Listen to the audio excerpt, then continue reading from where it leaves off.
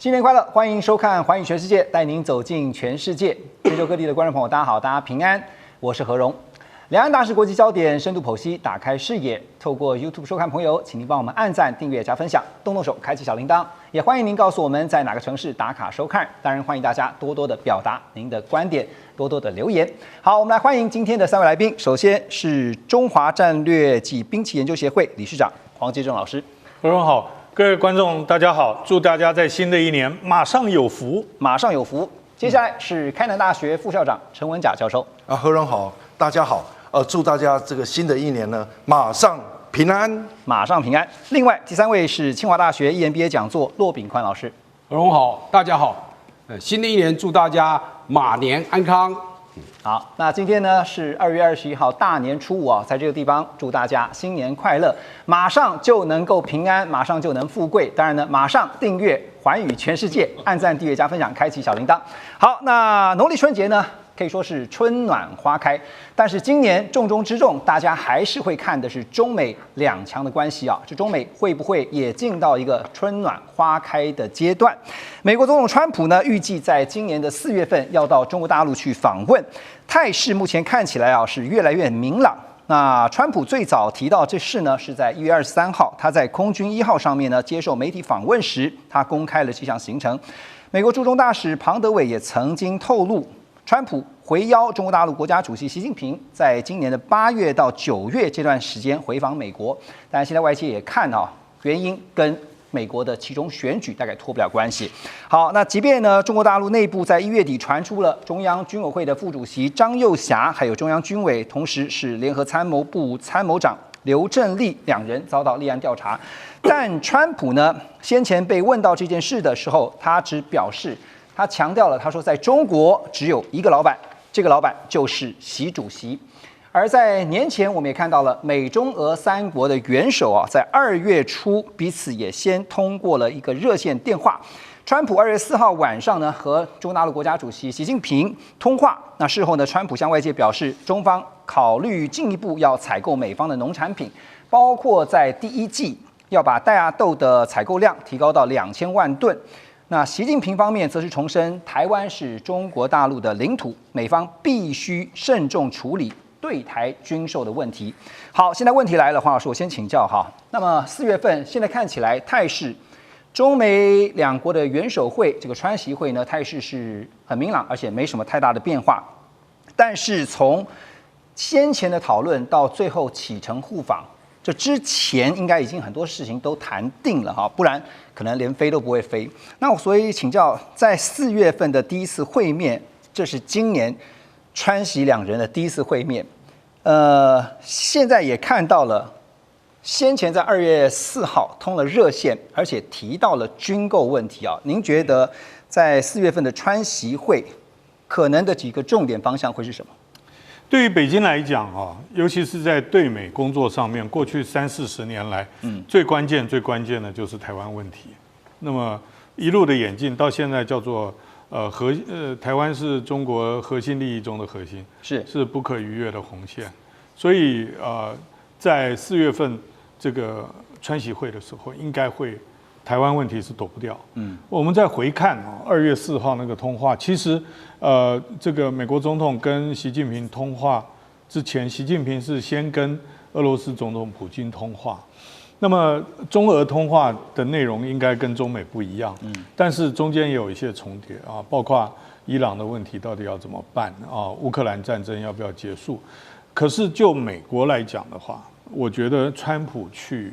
北京最重要就是 trade deal，就是能够把这个交易啊，能够把它实质化。为什么呢？一方面是川普本来就希望能够跟中国大陆在除了关税以外，也在广泛的贸易上达成一个协议。另外一个方面就是今年美国有期中选举，他要把经济搞上来是他这个重中之重。所以你看，在我们现在回想2月4号那个时候通话的时候，有谈到要加买玉米，而且是今年的第1季。有谈到这个石油因为委内瑞拉的事情，就是能源。另外就是美国最在行的飞机引擎，这些其实川普到大陆是去做生意的。那个通话之前，我们看到很多国际局势的变化，会发觉，到底4月还要不要去啊？对，就是中美之间问题那么大，可是我觉得那通话的那个讲话的内容，让我感觉双方都想4月见面。感觉上双方都希望4月这个不要有任何的变数，不要有任何的变化，但是先把自己的条件都开出来了。美国要的是经贸，特别是在经济议题上面。那中国方现在要的是特别军购的部分，是这个部分会怎么谈呢？这个军购，我觉得要分2个来讲。第一个就是我们在农历年前啊，这个沸沸扬扬的就是1.25兆台币的这个特别军购条例，到底要不要过？那要不要进程序委员会？吵了很久。那在这个之前，美国有一部分正式通知国会的啊。这个1110亿美元的这个军售项目，这些东西都是中国大陆极端敏感的啊。就是如果全部都准时到达，做好训练，然后能够发挥战力的话，我们可以说新一批的军购很可能会对中国大陆决定用非和平手段对付台湾的时候，它会遭到比较顽强的抵抗。当然啦，美国在交货的期程上面，这个一直没有办法依照当初合约来走。那这些钱投入以后，过去的 F-16交机那么缓慢啊，等到特别条例、这特别预算走到最后1年呢，第一架还没有飞回来，那可以想见，就是国会对于再投入那么多的钱是有疑虑的。所以老师觉得川协会先前也讨论的沸沸扬扬的第4公报，这个部分的可能性，您觉得？我觉得美国有相当的动力啊，因为第3个联合公报是44年前，你想想看，世界局势的变化，中国的国力，那有很多的变化。所以如果在中国的立场来讲的话，就是说，如果要处理好未来中美竞争的关系，这个战略竞争，如果能够走在一个双方都能够感觉到是相对稳定的道路上面的话，这个第4项联合公报是有一个引领的作用，应该跟军售也会有一些关联哈。那就看了，因为这跟还牵涉到台海两岸关系如何发展的问题。因为先前的3公报，还有包括台湾关系法，其实都围绕在所谓的军武啊，就是这些防御啊，主要就是一个中国原则或政策，另外一个就是对台军售会不会有变？那这个东西其实在1992年老布希总统宣布对台军售150架 F-16战机以后，这前面3项联合公报只剩下一个一中，其他的东西都已经变化很多了。所以两岸之间现在大家在看的是说，今年尤其在军事上面哈，那会不会因为军售，然后呢造成态势的转变？那川普呢曾经被媒体追问啊，会不会担心说解放军在一开年就进行这个清洗整肃，对于中美关系的稳定，或是刚提到的台湾议题上面有产生任何影响？川普的回应是呢，他密切有在关注这件事情，而他认为呢，习近平在中国大陆备受尊敬，习近平就是中国唯一的老板。还有一位领导人呢，在这个美中元首会面之前呢，他是很想先跟川普来一场会面啊。这个人当然就是日本首相高市早苗。那日本共同社也报道说，高市希望在川普访华前呢，先来安排与他的见面会谈，确认日美同盟关系的稳固，而且共同商讨对华政策。回顾这次日本的国会大选呢，我们看到高市在先前受访时也强调，他并不是主张，因为他针对了所谓台湾有事，日本就有事这个引发的冲突、引发的争议哈。那他强调说，日本主动对中国大陆采取这个军事行不是啊。不是主张日本主动对中国大陆采取军事行动，而是如果台湾发生严重事变，日本需要优先联合营救在台湾的日美公民。那如果美军遭到攻击，但日本袖手旁观呢，就会造成日美同盟彻底瓦解的这些疑虑。所以文佳老师对于日中关系在今年想要回温，日本外务省会给高市什么样的建议？您觉得？我首先来看呢，其实这个日中呢，这个今年要见面的领袖。要见面机会，我想是非常之低哦，可能性很低哦，因为来自一个其实在2月8号我想高市早苗领军的这个自民党改选呢，也获得了胜利嘛，那因为为什么胜利？基本三个原因嘛。第一个，他本身他就是一个铁娘子，就是英国的铁娘子的一个自居，而且他是对接了安倍2.0加上这个川普的2.0啊，所以彼此之间呢都是一种保守，而且呢相对右派的，所以他们之间呢是彼此之间是更加的紧密哦。那第二个，他胜选原因当然就是他的经济政策等等哦。那第三个就是他的外交跟安全保障哦。因为其实台湾有事等日本有事，其实这也调动了日本国民整个对他的一个支持啊。因为毕竟这个日本呢，其实他的从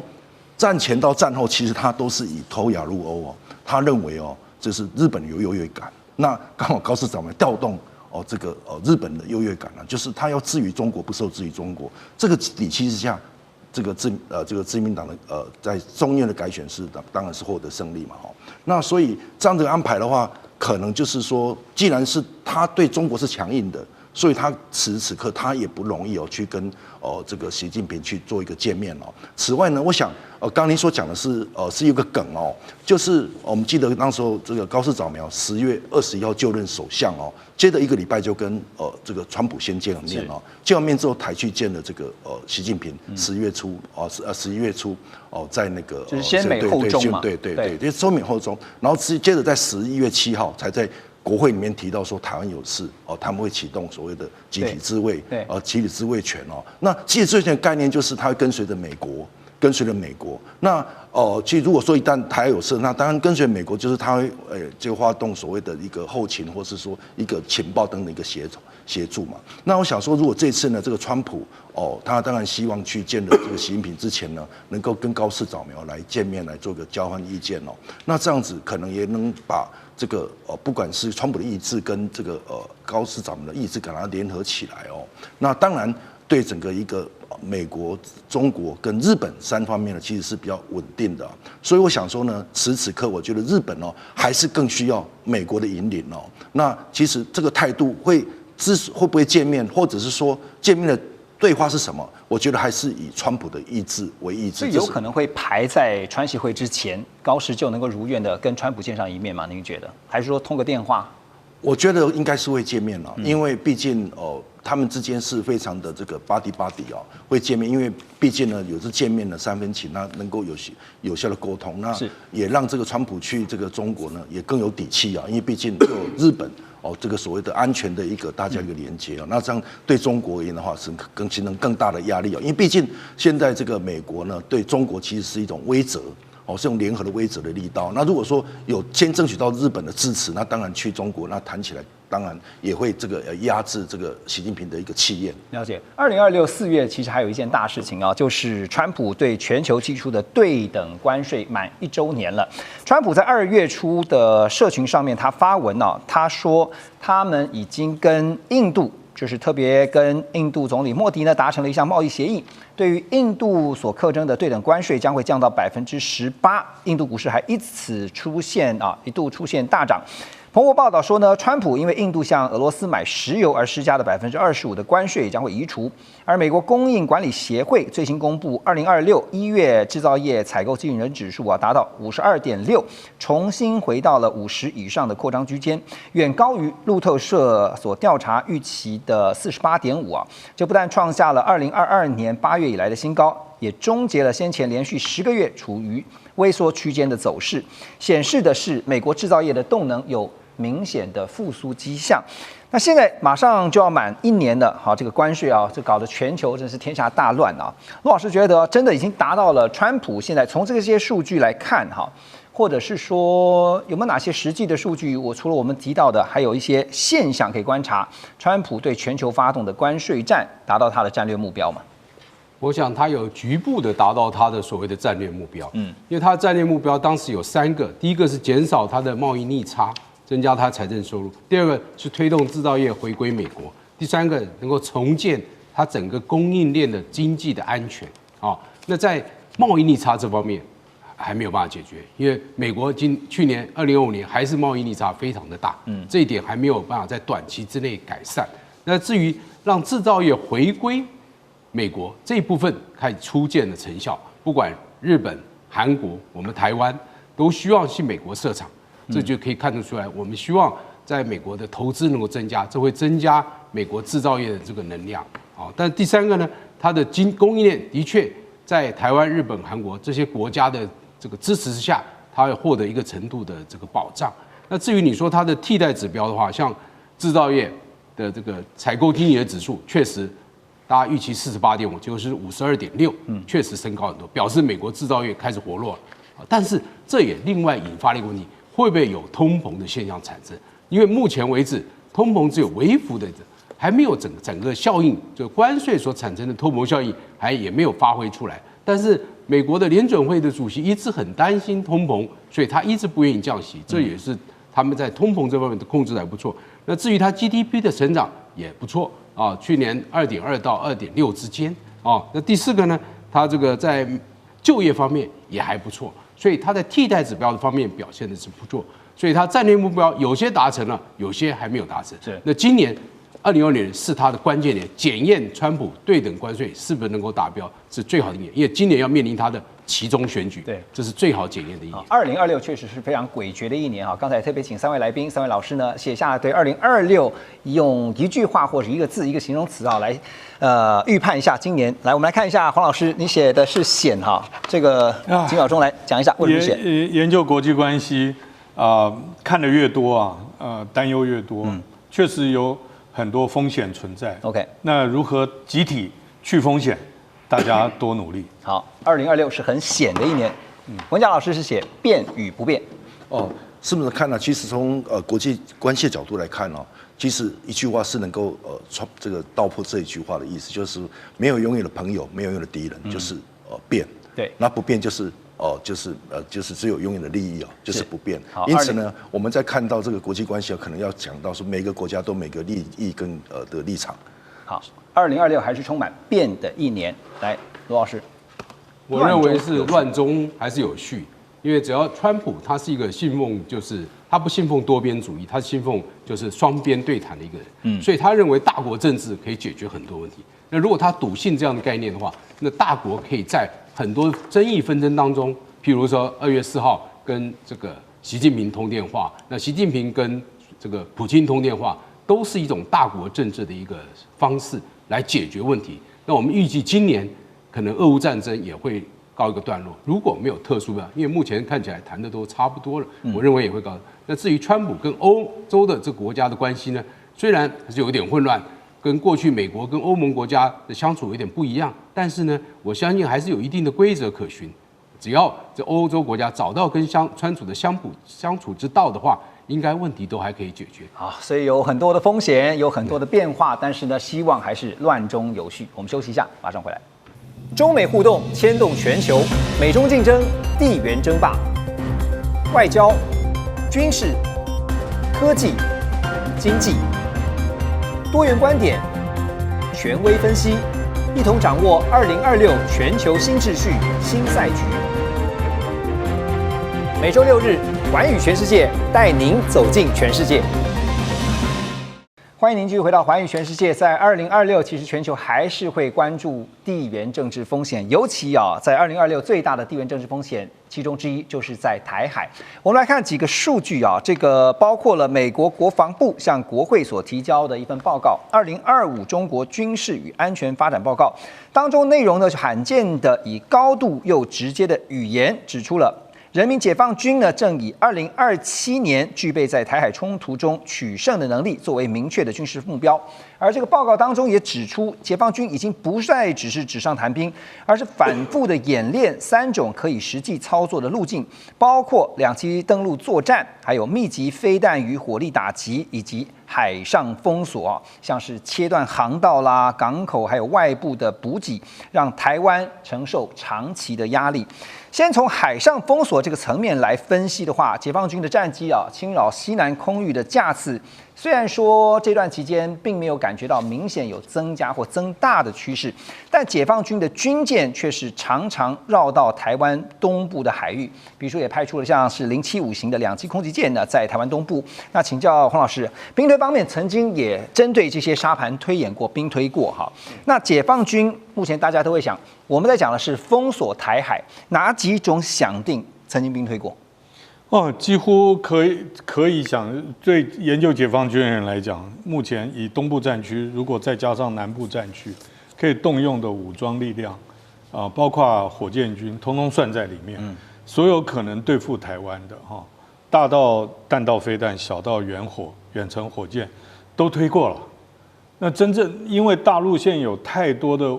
火力跟兵力，是可以投射到台湾，或者是超越台湾进入西太平洋，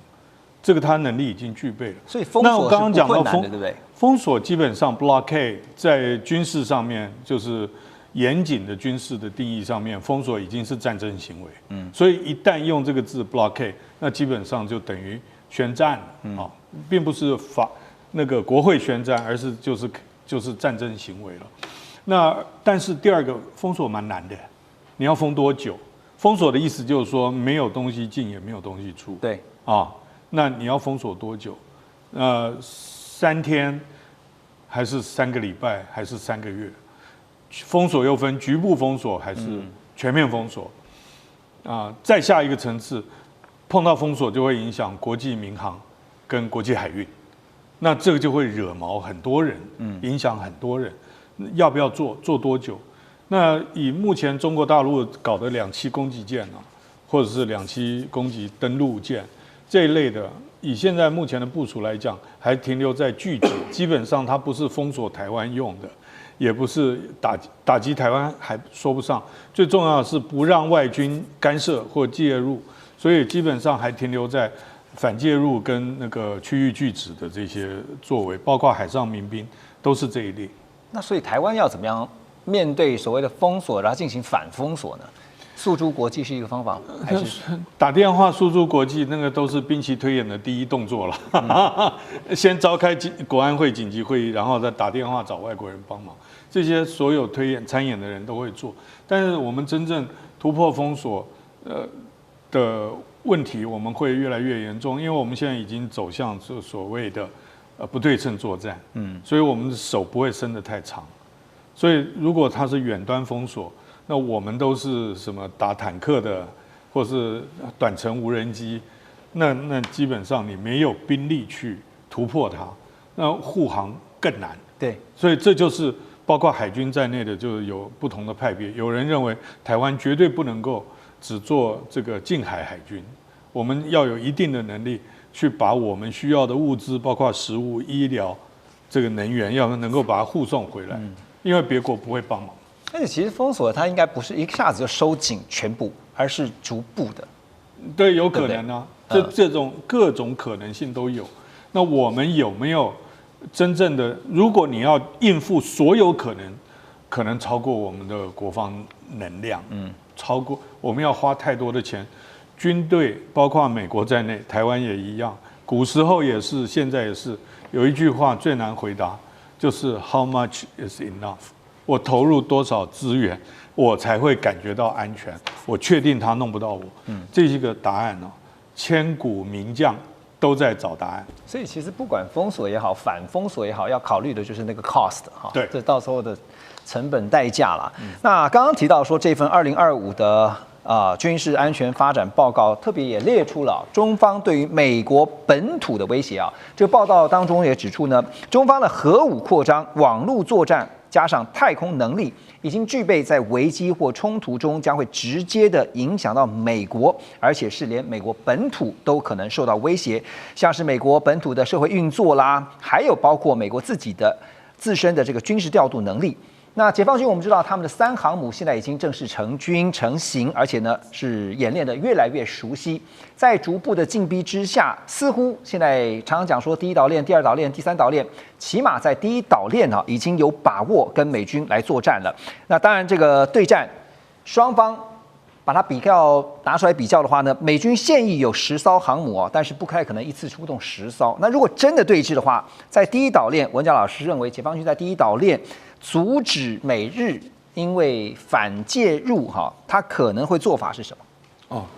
的确呢，其实在中国现在的一个军事强大以后啊，其实它是之前是从近海威慑，现在到了结构性的挑战美日的安全体系那当然此时此刻呢，我觉得这个我们以前一直仰赖着台海安全是来自于美日的介入嘛，介入。那其实现在的演变当然这个中国随着它的这个陆海空天电网再加上你讲核武，再加上太空等等这些呢，其实中国已经有长足的一个进步那当然这会引起这个美国跟日本他们的一个高度一个紧张那但是其实我想这个理事长也清楚就是说在美国的历次的 CSIS 的兵推里面提到，如果说一旦这个共军这个在台海挑事的话，那其实有2种情况是就是会成功的。第一个就是美国不愿意介入，第二个日本不愿意出借基地给美军来使用那因此呢这个我想是应该是美国、日本现在急着要去赶快去做好一个因应的准备，这样子才能够发挥所谓的中国的反介入的力量嘛那我觉得他现在美日之间，就我观察，他可能现在需要的是靠着一个科技的一个整合跟多域的一个协作。因为既然这个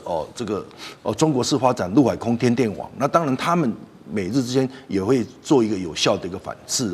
那所以呢，我想他们此时此刻呢，现在要注意的中国对，尤其台湾这个部分可能刚刚你所讲的，可能第一段要做一个海上的一个封锁给台湾这种压力跟美日这样的压力。第二个当然就是密集的这个像火箭炮、无人机等等这些东西，或军舰或是航母来这个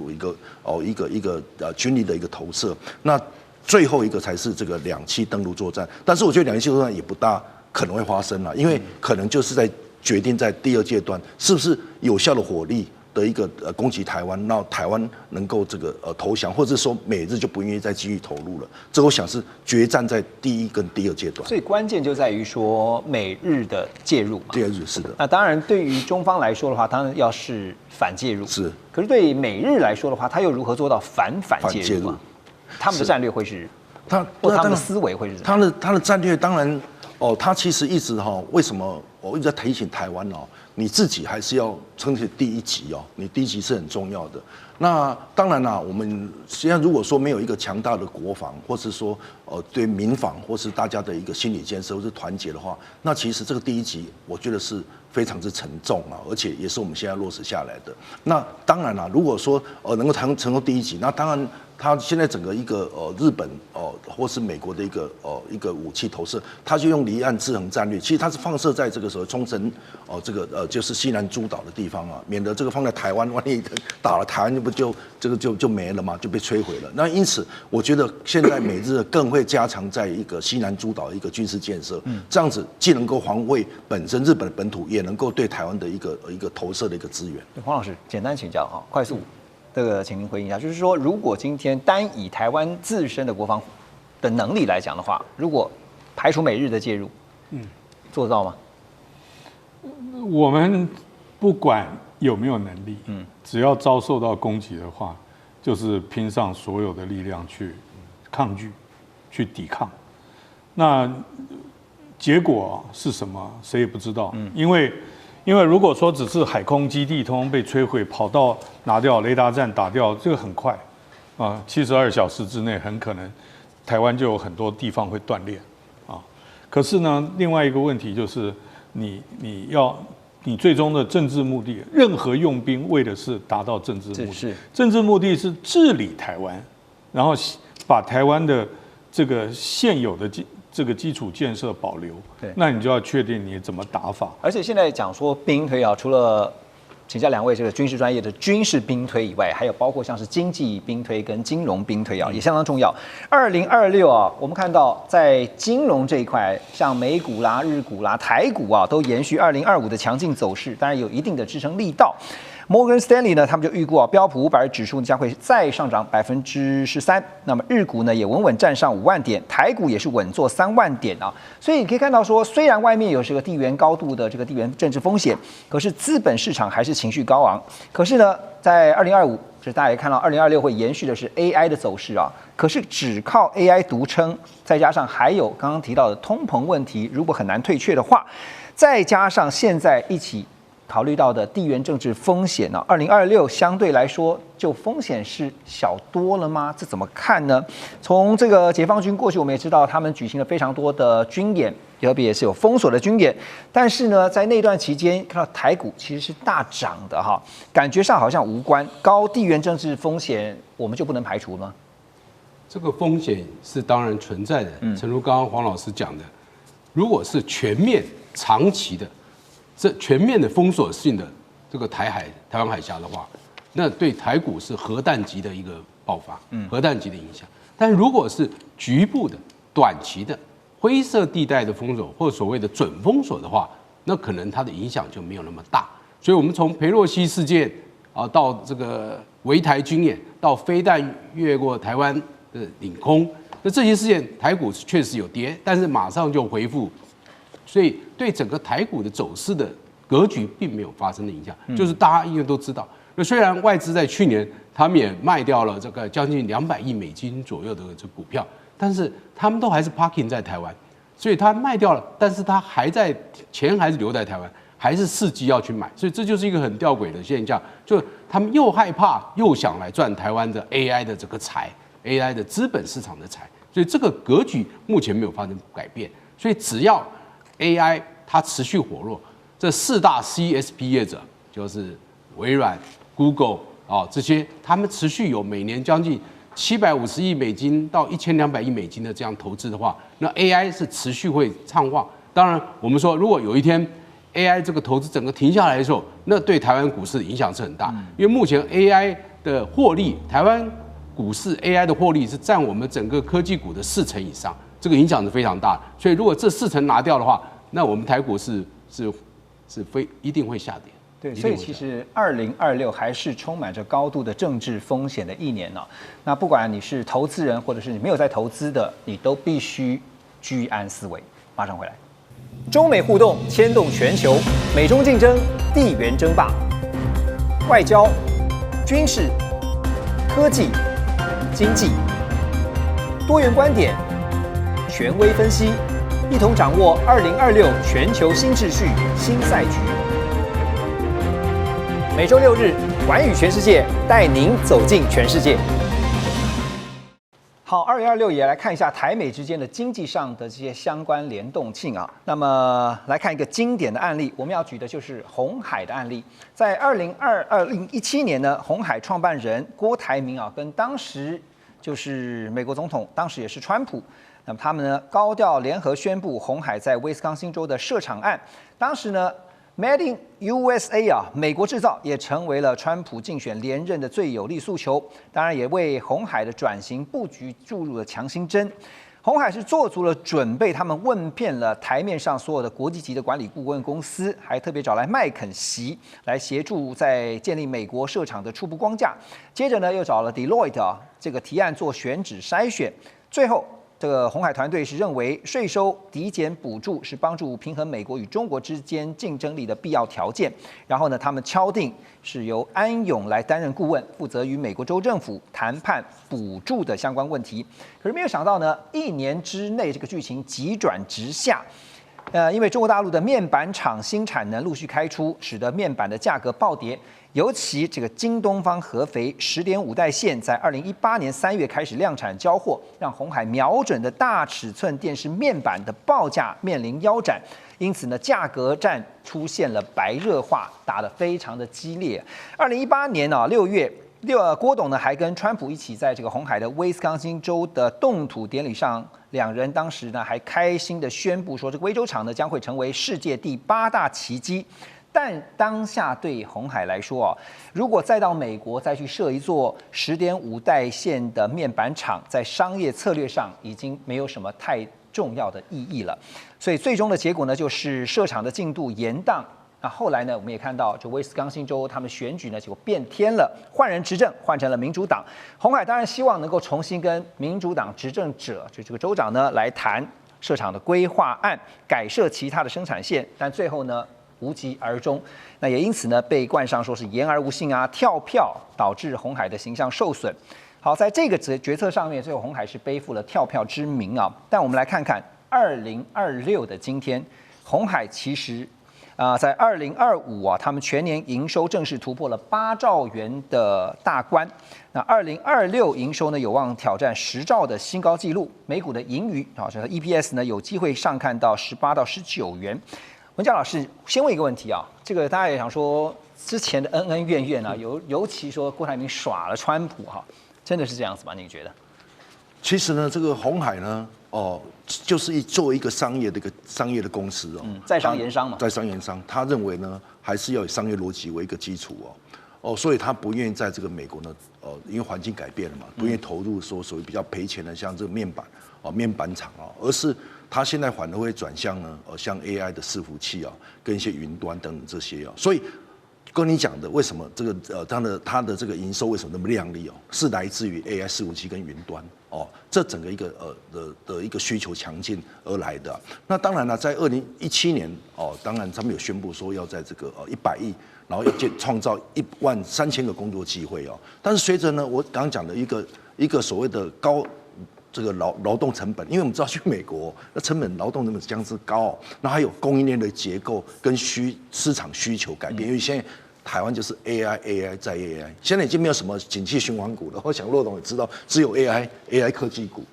那因此呢，我想当然这个就鸿海的话，它还是会以这个所谓的 AI 跟 AI 伺服器这个为主那当然啦，所以我想呢，这会被当然它最后呢，我想它的投资只降到6.7亿美金了，我想从100亿到6.7亿美金，你看落差这么大，就会被外界就误会或者是说被戏称就是承诺多，但是的这个所谓的实践的少。那因此呢，我想这个案子，我觉得并不是一个纯粹的政治的一个耍弄，而是真的是投资环境跟公司的盈利需求而导致的结果，不然可能会更加的亏损。对，是。我们看到当年郭台铭他不愿意说做亏本生意，所以呢不愿意在美国卖面板，然后呢造成大赔钱可是现在对照来看，台积电在那边投资了蛮多的台积电可以不在美国赔钱卖晶片吗？那当然了，就是其实台积电跟鸿海又不大一样因为台积电毕竟它是全球一个布局它可以这个所谓的抓东补西嘛，来做一个弥补。而且呢，我觉得鸿海它有这个一部分呢有政治考虑，就是美国优先它为了尤其这个川普他第2任呢更祭出所有的一个高关税，那自然而然呢，他这个部分可能也为了他本身的厂的这个的公司营运。那此外，我想台湾政府也有相对的一个补助嘛而且你看，他现在台湾遍地都是给他土地给他盖厂。那我觉得这个东西可能也是需要政府的一个互相大家的配合，才能让这个台积电有别于鸿海。OK， 因为台积电现在看到在2026还是一样你看 AI， 所以它被 AI 追着跑，客户这个不缺。鸿海其实也搭上了 AI 的热潮，像其中之一就是辉达。那么辉达的执行长黄仁勋之前受访的时候也说，鸿海是辉达在 AI 云端领域的重要合作伙伴。那像也看到了这个鸿海董事长刘扬伟春节前呢也出席了所谓的兆元宴就是辉达宴请重要伙伴的这场聚会。先前呢，刘扬伟在法说会上对于2026年展望，他表达非常乐观的立场。法人方面也认为，受惠于 AI 产业的趋势确立，所以预估呢，鸿海将会随着那么 AI 机柜的出货量会持续的放量。好，陆董，请教一下鸿海是怎么样能够快速的打入？因为其实它转得很快，它立刻就能够转进打入 AI 供应链。那么靠的是什么样的产业战略呢？他们就是当初刘扬伟接任鸿海董事长以后，他就锁定3个方向，就智慧制造、智慧城市跟智慧电动车这3个方向。而且他把过去替 iPhone 组装厂，因为过去我们认为鸿海是一个组装厂而已，把 iPhone 手机把它组装好，把 iPad 这个平板电脑把它组装好，这样一个功能。但是他现在讲的，我不是指一个这样的一个组装，我可以不是卖一个零件基件给你。NVIDIA 的公司，我是把整个的机柜做好，我是 AI 基础设施的这个供应商，你只要开发 AI 软体，我帮你整个自建所有的机柜做好卖给你，让你来使用。所以所有的 AI 的这个创造者啊，不管是 ChatGPT， 不管是 NVIDIA， 都要跟鸿海来合作，就是他在这方面做得很好。他把鸿海，你要做那个机柜，你要具备这个 GPU 的模组，你要基板，你要冷却系统，你要 NVLink 的交换器，还有这个机柜，你这些全部你都要把它整合在一起。所以它充分发挥它 EMS 大厂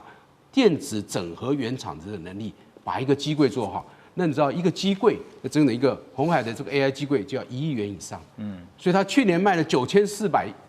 个机柜，就9400亿的这个收入。光是这样子，你想想看，鸿海怎么会不好？所以只要 AI 好，鸿海就会好，因为你做好 AI， 你把的所有的软体系统，你自建的，那来没关系，不用你建了，我鸿海帮你盖，是把你整个机柜都盖好了，你都不用做什么，所以它会让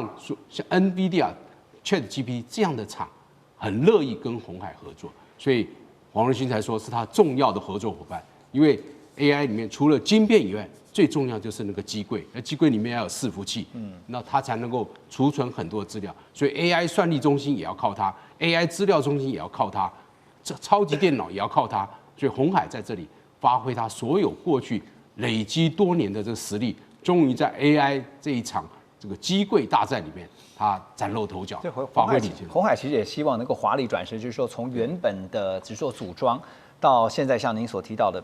提升它整合的能力哈，对，成为这个辉达在机柜上面呢是不可或缺的一股伙伴力量。好，那当然这个现在很多的，尤其是科技台厂呢，都面临到是不是会像台积电一样，得到美国去做布局，去做相关的一些布局的战略呢？《华尔街日报》也报道说，美国供应管理学会他们追踪了一项工厂活动指数。那么到2025，就是去年12月呢，已经连续26个月处于收缩区间。2026今年1月份的新订单和生产才出现了回升的迹象。那因此呢，《华尔街日报》就认为某些方面延续了数十年来的优势这个趋势就是把工厂工作岗位转移到海外，导致了美国中西部城市人口减少，所以下了一个结论，就是扭转局面的这样的一个结果也不太可能会一触就可及。好，扭转局面不会是一触可及。那我们来看，就是现在提到的鸿海的例子所以鸿海只是其中之一，但黄老师觉得台湾有必要立刻去提到了这个2500亿的对外投资，这样的一个投资背后当然不是只是单纯的商业思考，那基于地缘跟国安因素也含在里面。您的看法？其实就我们台湾的企业来讲的话，如果你把台湾的企业当做一个国际关系的话，鸿海、台积电这些是超级大国。那所以你说他可不可以转型？他在 Wisconsin 或在哪里受挫，那只是他一根小指头，并不代表他其他的资金调度、人才还有这个重心移转就很难。可是中小企业就不一样。那如果拉到国际关系的话，就是台湾有点像国际关系中间的中小企业，就是说你资本没有那么多，你转向没有那么，你转不动，资金不够，人才不够，腹地不够，市场不够的情况之下，所以我觉得现在来看呢，鸿海确实是转了。那台湾能不能够以台湾来讲像主持人刚刚讲的，我们有几个2500亿，对不对？你投下去的话，你转不动了。对，因为一旦签下去以后，你没有更多余。如果我还有10倍以上的2500亿，我没关系，万一有差到时候再说，还拖在那边。但是其他的我还可以动。问题是台湾现在2个2500亿进去，再加上1.25兆的军购，所以事实上我们就会被在某一个方面来讲，我们财政上会很卡。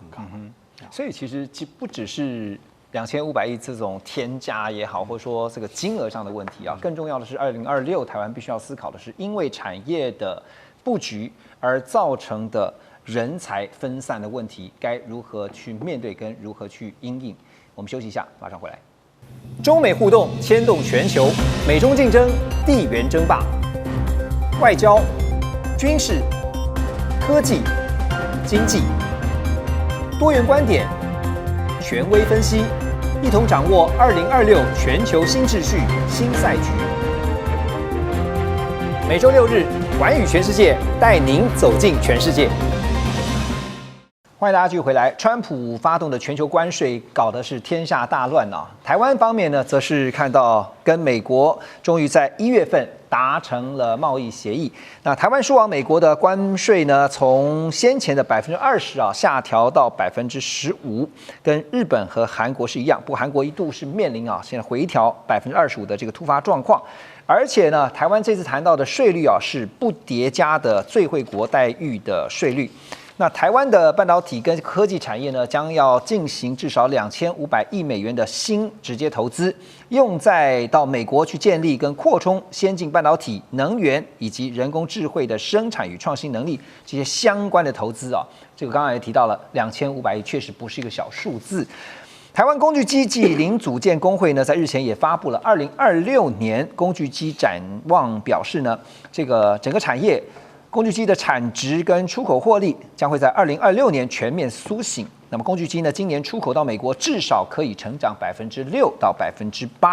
但是也有人担心，就是先前呢，美国商务部长 Lutnick 他不是说了吗？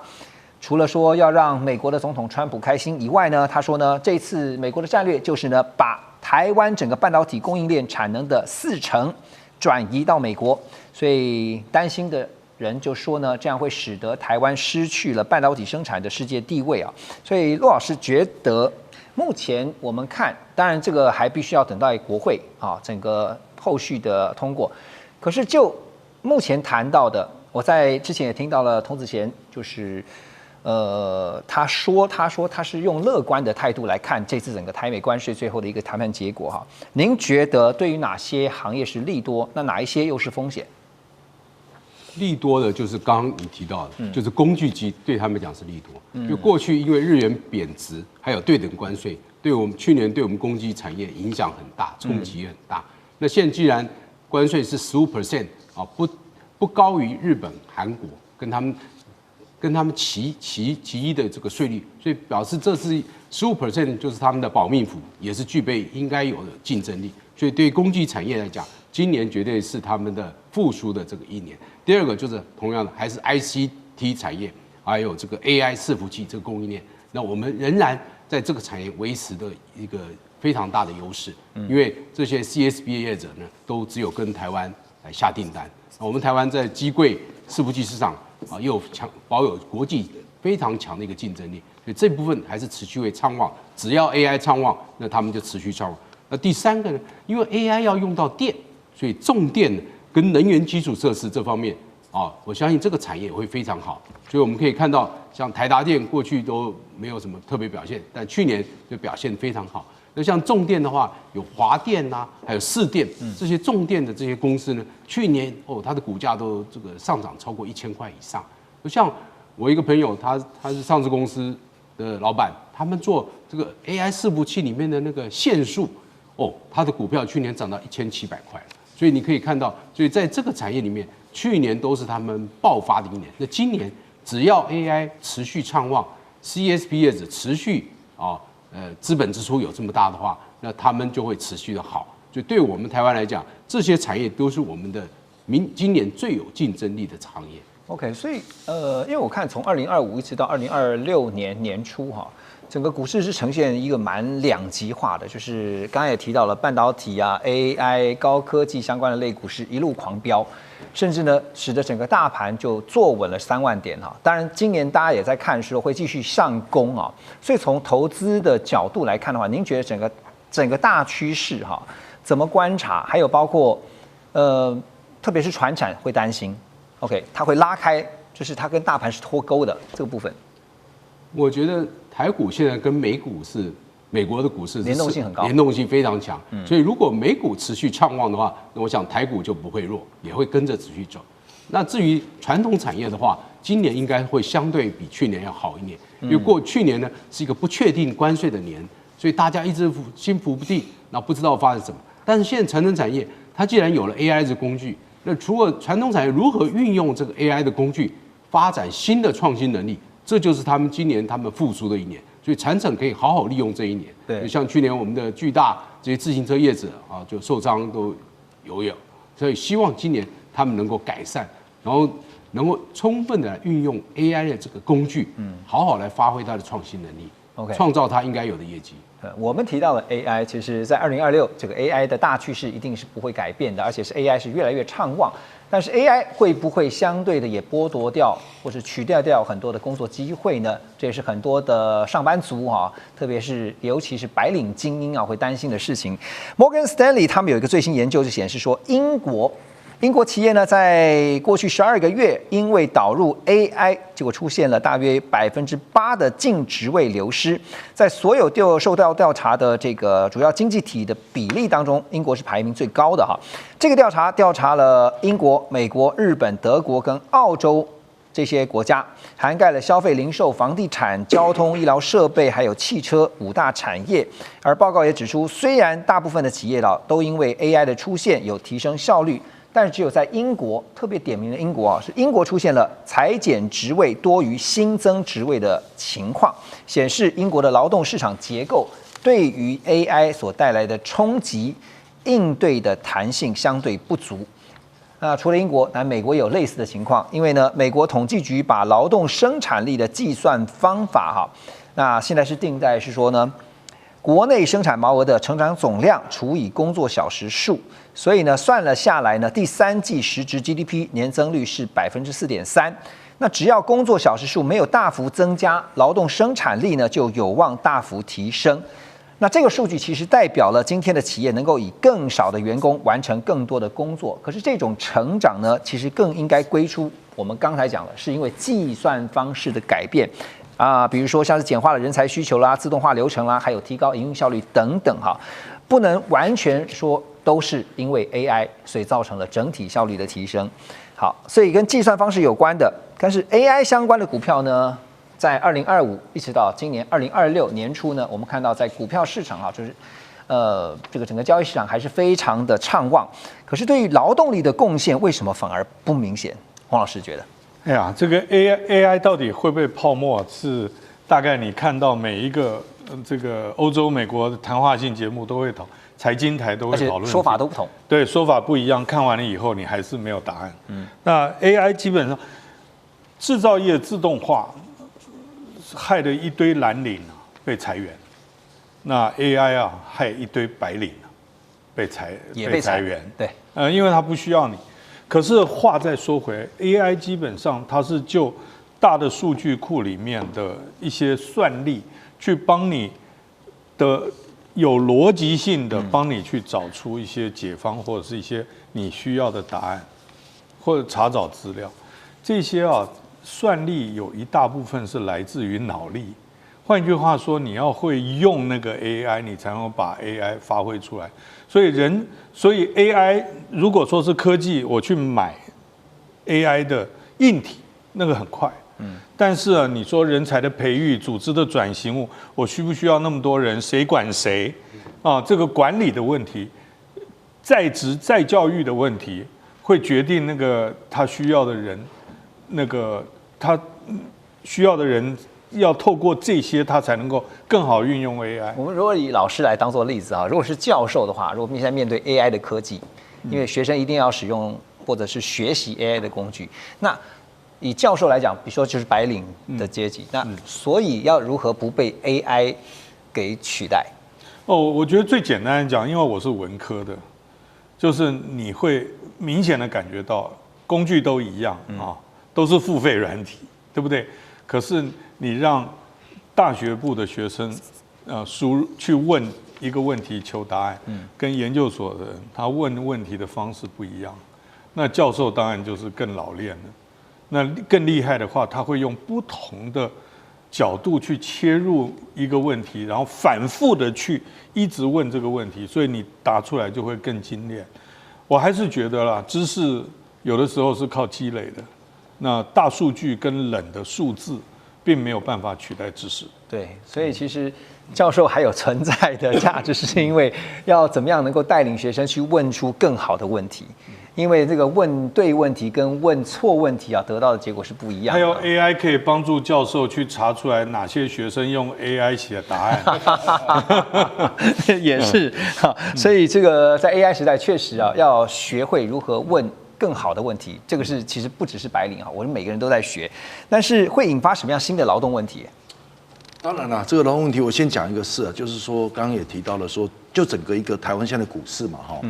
就是去年我看是有这个一个人股民超150万的一个收益啊，平均比如150万，但实际上我很多朋友就是没有赚钱，因为都是买一些传统产业嘛，就买错了，买错了。那 AI 买 AI 就赚大钱嘛，那 AI 可能是有300万甚至更多。那当然了，这个 AI 对劳动当然是有这种情况嘛，懂 AI 的那当然薪水高。不懂的可能会被边缘甚至被裁员，这是我想在 AI 带一个劳动的改变了。然后第二个当然就是薪资会不同样，因为有些这个很会操作薪资的，会操作 AI， 然后当然薪资就高，不会操作就低。因为明明在台积电里面有些很薪水高，有些薪水很低，虽然都很高啊，但是实际上它就落差就有甚至有数十倍、数百倍啊！那当然还有一个就业歧视跟所谓的招聘不公平哦，因为现在一出来就说要懂 AI， 那不会 AI 怎么办？对吧？因为就像我跟黄老师都是我们都教文科的，那教文科的何去何从？这是有一个部分。还有我觉得整个一个人力的市场会再分配。那显而易见呢，现在我记忆很深刻，现在在整个文科里面没有人要去念。